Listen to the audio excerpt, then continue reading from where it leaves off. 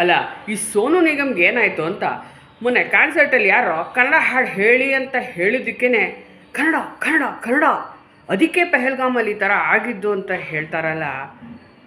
ಅನಿಷ್ಟಕ್ಕೆಲ್ಲ ಶನೀಶ್ವರನೇ ಮೂಲನ ಅಂದರೆ ಅದಕ್ಕೆ ನಾವು ಕನ್ನಡಿಗರು ಕಾರಣನ?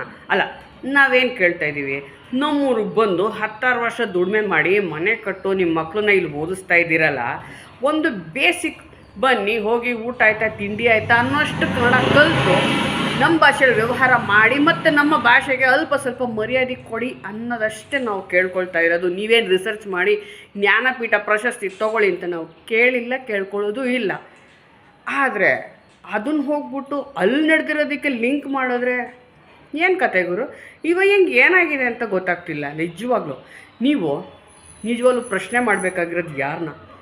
ಪೊಲೀಸ್, ಇಂಟೆಲಿಜೆನ್ಸ್, ಆರ್ಮಿ, ಕೇಂದ್ರ ಸರ್ಕಾರ ಮತ್ತು ಅಲ್ಲಿ ಕಾಶ್ಮೀರಿ ಲೋಕಲ್ಸ್ನ ಆಡ್ಬಿಟ್ಬಿಟ್ಟು ನಮ್ಮನ್ನ ಕನ್ನಡಿಗರನ್ನ ಅದೇನೋ ಹೇಳ್ತಾರಲ್ಲ, ಬಡ್ದೇವ್ರನ್ನ ಕಂಡ್ರೆ ಬಿಲ್ಪತ್ರೆನೂ ಬುಸ್ ಅನ್ನತ್ತೆ ಅಂತ. ಹಂಗಾಯ್ತು ಕತೆ.